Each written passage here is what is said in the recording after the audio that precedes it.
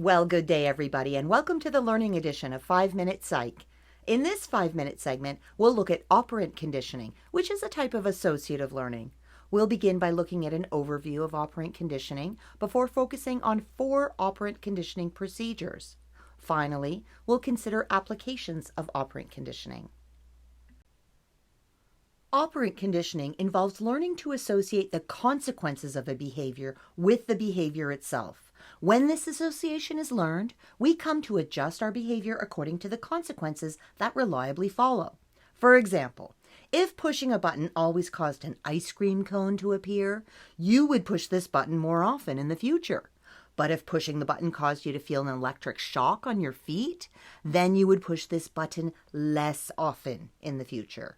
This change in your future behavior is the result of a learned association between the button and the consequence, either ice cream or shock. A consequence that causes an increase in future behavior is called reinforcement, like the ice cream, whereas a consequence like shock that causes a decrease in future button pushing is called punishment. There are 4 operant conditioning procedures in total. There are 2 types of reinforcement, or procedures that cause an increase in future behavior, and there are 2 types of punishment, or procedures that cause a decrease in future behavior. Let's focus on reinforcement to begin.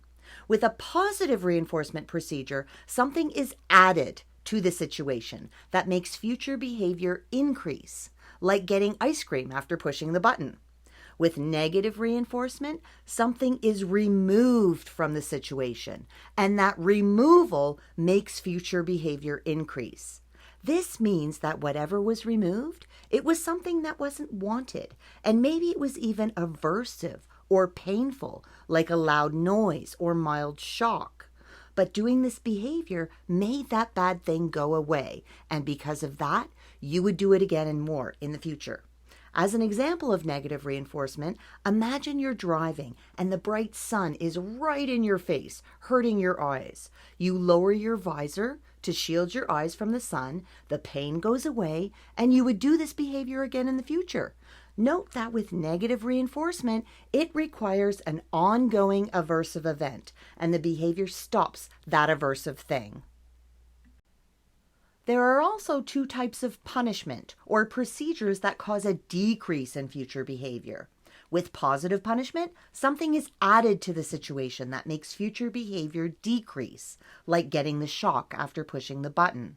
With negative punishment, something is removed from the situation, and that removal makes future behavior decrease. This means that whatever was removed, it was something that was desired, like money or praise. But doing the behavior made the desired thing go away, and because of that, you won't do that behavior again next time.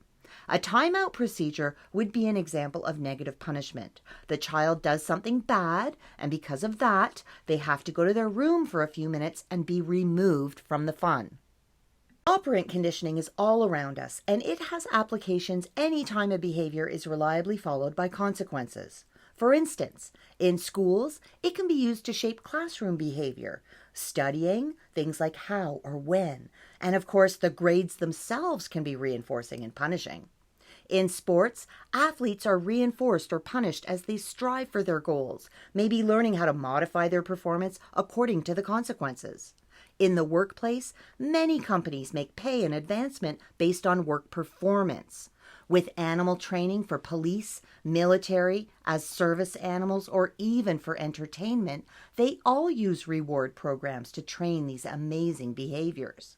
Finally, with self-improvement, many of us put ourselves on reward programs in hopes of achieving a goal. Maybe after we exercise, we allow ourselves a brownie, or if we study for an hour, we get to watch our favorite Netflix show. Making these kinds of silly rules for yourself is like using operant conditioning to modify your behavior. So, well done! Well, we just looked at an overview of operant conditioning, and then we learned 4 operant conditioning procedures. Finally, we saw that there are many applications of operant conditioning in the real world. Now, aren't you glad you had 5 minutes?